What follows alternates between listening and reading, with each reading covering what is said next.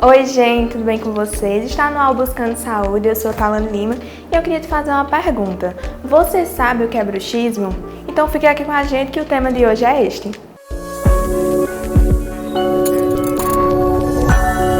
E para falar sobre esse tema, a gente recebe aqui o cirurgião dentista Ricardo Aguiar. A gente agradece a sua presença. Eu que agradeço, um tema bastante importante, bastante atual, que vai interessar todo mundo. Vamos lá. Doutor, e para começar, o que é o bruxismo? O bruxismo ele é uma atividade parafuncional das regiões de face. O que é parafuncional? É além das funções normais.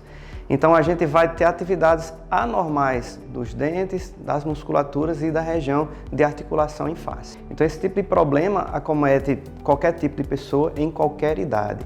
Então é basicamente retratado pelo apertar e ou ranger dentes durante o sono ou durante o dia. Numa classificação mais atual, a gente pode considerar que o bruxismo é o noturno.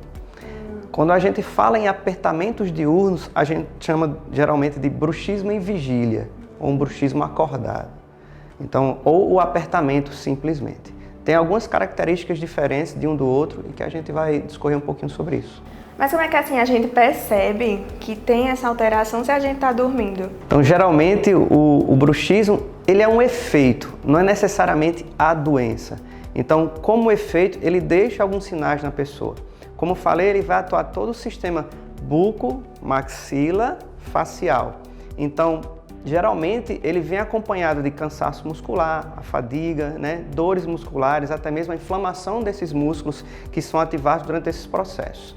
Então, várias vezes acontece também do paciente portar dores na região da mandíbula, dor na região da cabeça, algo que a gente também pode correlacionar com cefaleias tensionais, ou seja, cefaleias de tensão, dores de cabeça de tensão muscular que acontece. Então, geralmente, quando você vem de um bruxismo, que é o noturno, você amanhece com esses sintomas, esses sinais. Então, você amanhece o dia, às vezes, com dor de cabeça, às vezes amanhece com esse cansaço muscular. A impressão que tem é que passou a noite mastigando, como se tivesse passado a noite chupando chiclete ou comendo pipoca, que a gente usa bastante essa musculatura. E no diurno é o contrário, você amanhece bem porque dorme bem, mas em razão das atividades diárias, você começa a fazer esses apertamentos e durante o dia você vai cansando e chega no finalzinho da tarde ou no início da noite, geralmente quando se trabalha durante o dia, e começa a desenvolver esses cansaços, essas dores. E aí é a primeira grande diferença do bruxismo noturno, que ele te traz geralmente dores matinais, e o bruxismo em vigília, que ele vai te trazer dores no fim de tarde ou à noite, em razão de todo esse esforço a mais normal. E assim, o que é que causa o bruxismo? O estresse pode ser um fator para isso? Sim, o estresse, infelizmente, a gente tem tido uma sociedade mais agitada, mais ansiosa, com muitas metas a cumprir, muito trabalho, muito estudo. Isso tem afetado, de certa forma, as questões emocionais de cada pessoa. Mas a gente pode dizer que o bruxismo noturno ele vai um pouco além do estresse, dessas questões de ansiedade. Ele também tem bastante relação com como está a dormida da pessoa. Então, alguns distúrbios do sono podem desencadear processo de bruxismo, como apneia, ronco. Então, tudo isso vai fazer com que a gente tenha alterações durante o sono e isso vai ou não se somar com as questões de ansiedade e aí a gente despertar esse tipo de coisa. Geralmente, o bruxismo em vigília, ou seja, o apertamento diurno, ele tem origem basicamente emocional, relacionada à ansiedade e ao estresse. Assim, as pessoas têm o hábito de dizer que, de fato, assim, do estresse que o estresse causa, o bruxismo, mas eu queria saber, por exemplo, criança que não tem tanto problema com a vida, se pode causar o bruxismo, se elas podem ter. Sim, existe o bruxismo infantil, A gente acha que criança pode não ter problema, mas cada vez mais é relatado pela psicologia a ansiedade infantil ou infanto-juvenil. Então, vários processos que alteram a rotina de uma criança podem desencadear mudança de cidade, mudança de escola, alterações em família, relações familiares alteradas, Processo, por exemplo, de divórcio entre pais, pode desencadear quadros de ansiedade nas crianças e aí começar a despertar também. Mas acontece muito problemas com relação ao sono, como eu falei. Então, criança que já pode ter sinais de apneia obstrutiva do sono e você desencadear processos como esse.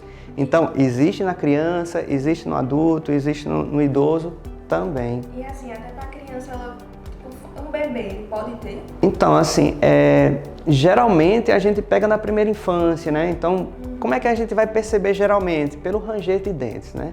Então, quando a gente vê a criança, então vai estar aquele mascado de dente que faz, inclusive, ruído, né? Então, geralmente é rec. Então, assim, é dente atritando em dente. Então, a gente percebe quando a criança já está maiorzinha, a partir dos 3 anos, quando está com a dentição descida completa e que a gente começa a ver mais ou menos. Mas é como eu te falo, então sempre quadros de ansiedade que podem acontecer na infância, não a ansiedade mais comum que a gente vê da pessoa bastante alterada emocionalmente, né? Mas ele pode acontecer na infância. E em relação ao desgaste, a média de tempo para você começar a perceber? Então, todas essas questões de apertamento, elas são multifatoriais, né? Então, não existe uma conta exata que você começou com bruxismo hoje, vai desgastar tanto. Depende da intensidade com que é mordido, depende, inclusive, das questões do biotipo da pessoa. Pessoas com musculatura mais forte vai exercer mais força, pessoas mais magras, de padrão facial mais comprido, tendem a ter menos força de musculatura facial. Então é bastante difícil a gente dizer, você vai ter um bruxismo severo, você não vai ter.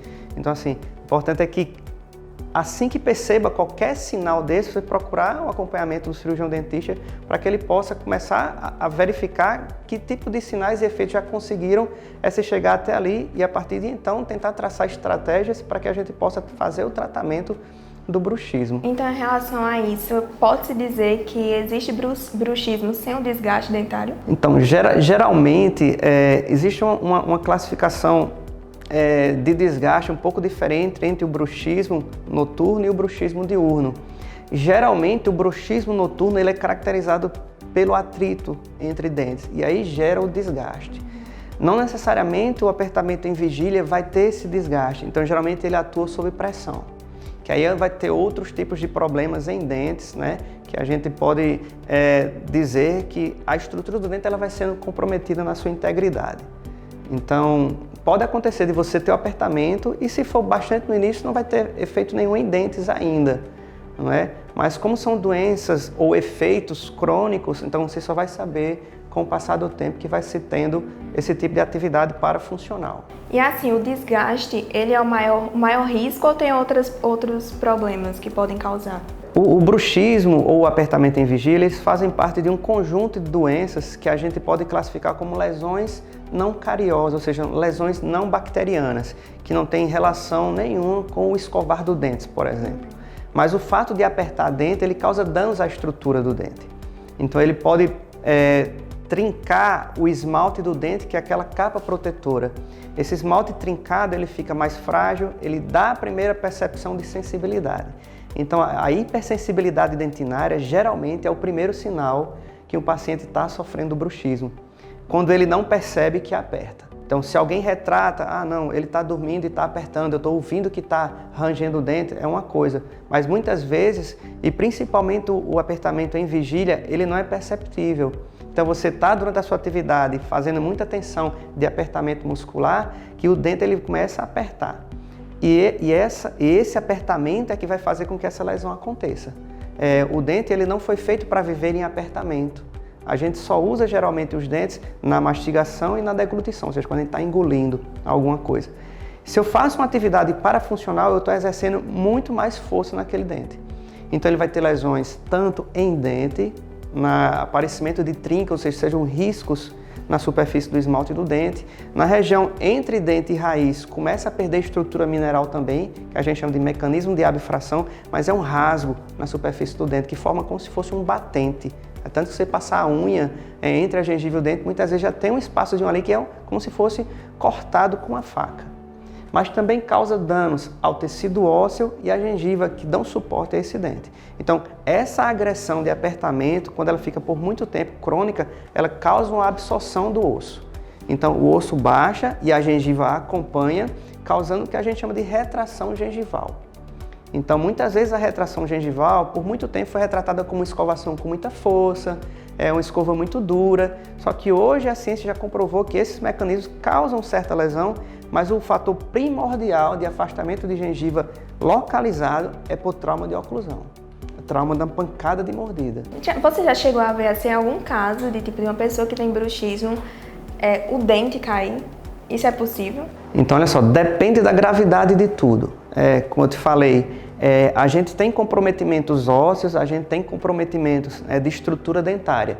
Quanto mais apertamento eu faço, mais chance eu tenho de lesionar tudo. Então, a queda de um dente, ela provavelmente vai ser multifatorial, não só por isso, mas o bruxismo, o apertamento é uma das causas de agravamento dessa situação. Tem outras questões como inflamações gengivais, a gengivite que evoluem para periodontite, ou seja, as inflamações dos tecidos de suporte de um dente. Cada vez que a gente perde osso e estrutura de suporte, o dente ele vai ficando com mobilidade e de repente ele pode cair.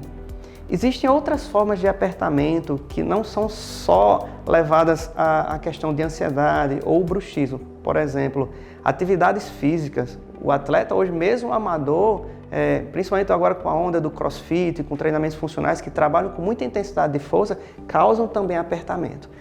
Assunto para outro momento, mas só para que a gente entenda que tudo é multifatorial. Várias coisas contribuem para que a gente possa ter um prejuízo ósseo, prejuízo dentário, e pode acontecer. Por exemplo, já aconteceu em atletas fazendo aquele movimento de supino na academia, de o dente quebrar, partir durante o movimento um dente inteiro, mas porque ele já vem fragilizado durante muito tempo por N fatores.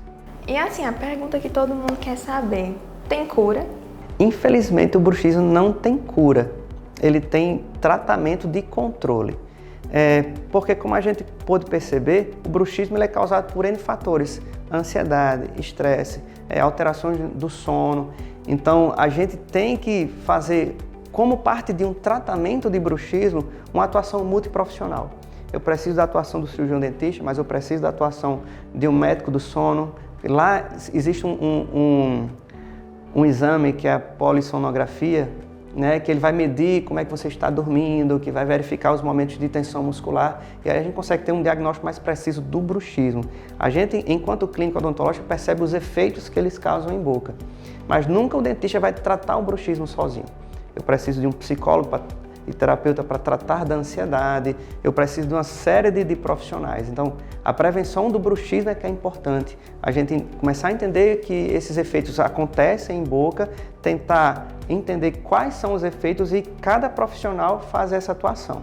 Então, o médico do sono vai te ajudar a dormir melhor, seja por uma apneia obstrutiva do sono, por ronco. Então, existem aparelhos específicos de tratamento, né, para poder você dormir melhor. Então, vai ter que trazer também o psicólogo para o jogo, como eu falei. E em consultório odontológico, que é onde a gente percebe os efeitos, o que é utilizado como parte de um tratamento é a construção, a confecção de uma placa de dormida, né? Que o pessoal fala muito que é uma placa mio-relaxante. Relaxante de musculatura. Então é uma placa que ela, além de relaxar essa musculatura, que ela fica ativada durante os processos de bruxismo ou de apertamento, ela vai também proteger o contato direto entre os dentes, fazendo com que a gente tenha o controle do avanço dessa doença. Mas se eu não tiro as causas que originam o processo de bruxismo, eu não consigo deixar de tê-lo. Então, ou seja, se eu não reduzo a ansiedade, se eu não tenho todos esses processos de sono melhorados, eu vou continuar tendo bruxismo. E, infelizmente, esse tipo de situação, principalmente o acordado em razão da sociedade mais ansiosa e mais estressada, está cada vez mais difícil de controlar. Então, assim, jovens, assim, na nossa faixa de 25 até os 30, que é o pessoal que está mais ansioso, são as pessoas que estão mais nesse índice?